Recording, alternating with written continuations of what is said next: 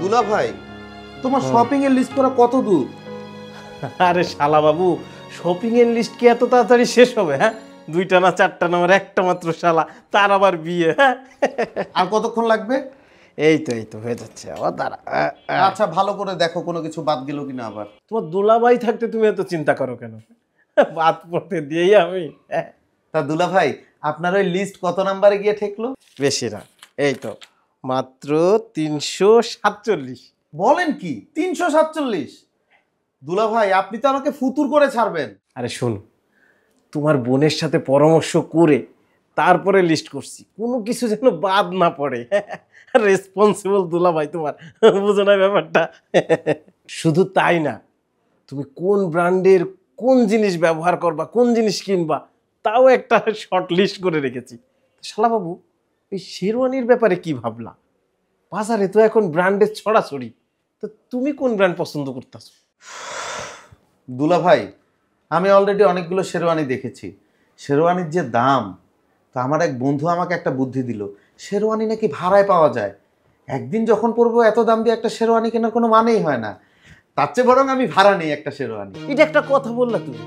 হ্যাঁ, এটা একটা ফকিরনির মতো মার্কা কথা বললা তুমি। এটা তুমি কি বলো?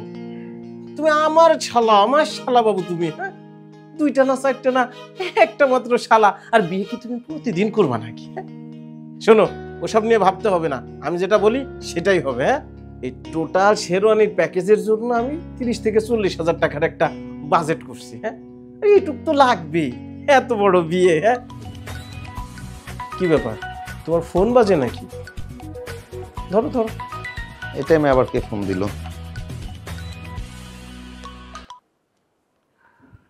হ্যালো, আসসালামু আলাইকুম। ওয়ালাইকুম সালাম স্যার, আমি ফটোশুট এজেন্সি থেকে রাহাত বলছি। ও আচ্ছা। স্যার, আমরা জানতে পারলাম আপনি নাকি বিয়ে করতে যাচ্ছেন। অভিনন্দন স্যার। হ্যাঁ, ঠিকই শুনেছেন, ধন্যবাদ। স্যার, বিয়ের চমৎকার মুহূর্তগুলো স্মরণীয় করে রাখতে আমরা চমৎকার চমৎকার ফটোশুট করে দেই। আমাদের স্টিল পিকচার এবং ভিডিওগ্রাফি উইথ ড্রোন ক্যামেরা 3টি সার্ভিসে রয়েছে। তো আপনাদের এই ফুল প্যাকেজটার খরচ কিরকম পড়বে? স্যার, আমাদের স্টিল পিকচার এবং ভিডিও ড্রোন মিলিয়ে প্রায় 1,20,000 টাকার মতো খরচ পড়বে। 1,20,000? ঠিক আছে, আপনাকে ধন্যবাদ।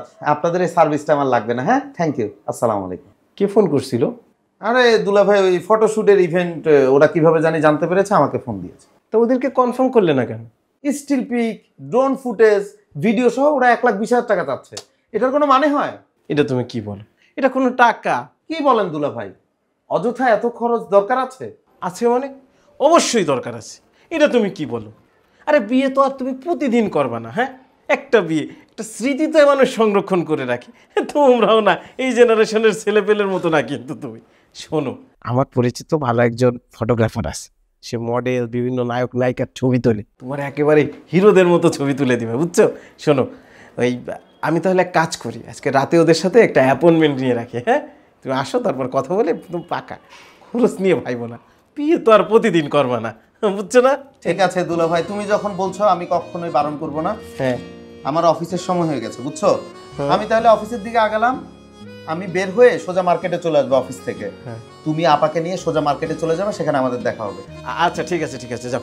আমি গেলাম। আচ্ছা যাও, তোমার তো নিয়ে চিন্তা করার দরকার নাই। আরে আমি থাকতে আবার চিন্তা করে, বোঝে না বোকাটা।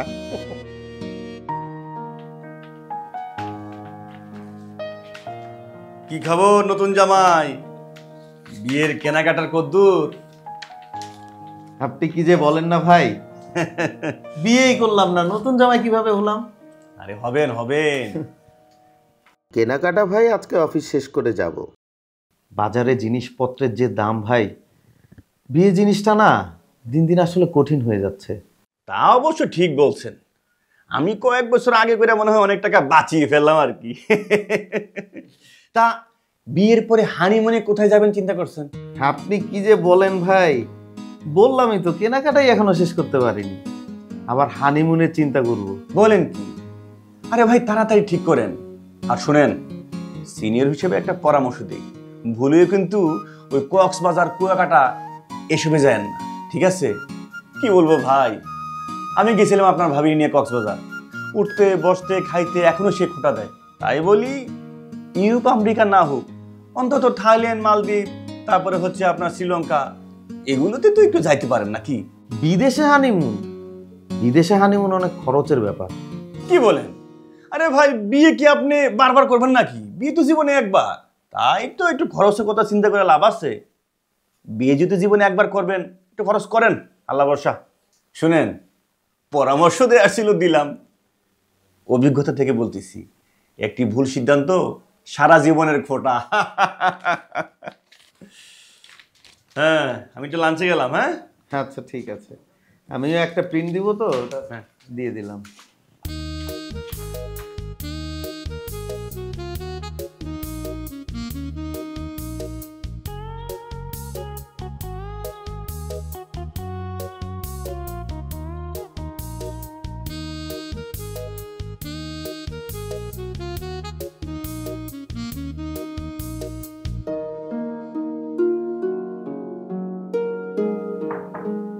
আসসালামু আলাইকুম স্যার, আসবো? ওয়ালাইকুম আসসালাম। আরে ইমন হাসান রনি যে, আসো আসো ইয়াং ম্যান, তোমার বিয়ের প্রিপারেশন কেমন? আলহামদুলিল্লাহ স্যার, ভালো। বসো। আমরা কিন্তু রেডি, তোমার ম্যাডামকে বলে রেখেছি, সব প্রোগ্রাম ক্যান্সেল। আমরা তোমার বিয়েতে যাব ইনশাল্লাহ। Thank you sir. তোমার হাতে এটা কিসের কাগজ? স্যার এটা আসলে একটা অ্যাপ্লিকেশন স্যার। অ্যাপ্লিকেশন? জি স্যার। আরে তোমার বিয়ে এবং হানিমুনের জন্য তো 2 সপ্তাহের ছুটি দিয়ে রেখেছি, আবার কিসের অ্যাপ্লিকেশন? স্যার এটা আসলে অ্যাপ্লিকেশনটা কিভাবে যে বলি আপনাকে স্যার। আরে আমতা আমতা না করে তুমি খুলে বলো তো। স্যার আসলে আমার কয়েক লাখ টাকা লাগতো স্যার। স্যার আমি ইতিমধ্যে ব্যাংক থেকে স্যার কিছু ঋণ নিয়েছি, কিন্তু স্যার জানেনই তো বিয়ে শাদির খরচ। স্যার অফিসের ফান্ড থেকে যদি আমার জন্য কয়েক লাখ টাকা ঋণের ব্যবস্থা করা যায় স্যার, আমার এই মুহূর্তে অনেক উপকার হয়। স্যার আমার মান্থলি স্যালারি থেকে স্যার ঋণের টাকাটা অ্যাডজাস্ট করে নিব স্যার। রনি, একটা কথা বলি, কিছু মনে করো না। তুমি লোন চেয়েছো, আমি লোন দিতে পারবো, কোনো সমস্যা নেই। আর একটা কথা হচ্ছে যে বিয়ে একটা সামাজিক অনুষ্ঠান, এখানে কিছু খরচ হবে, এটা স্বাভাবিক। কিন্তু তুমি যেভাবে অফিস থেকে ব্যাংক থেকে লোন নিচ্ছ, এটা ঠিক না। সব কিছুই সাধ্যের মধ্যে হওয়া উচিত। আমাদের সমাজে বিয়ে কেন্দ্রিক অতিরিক্ত খরচ হয়।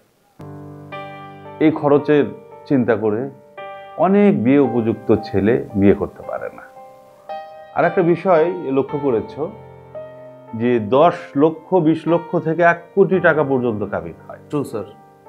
একজন উপযুক্ত ছেলে এতগুলো টাকা কোনোভাবেই জোগাড় করতে পারে না, ফলে সে বিয়ে করতে সাহস পায় না।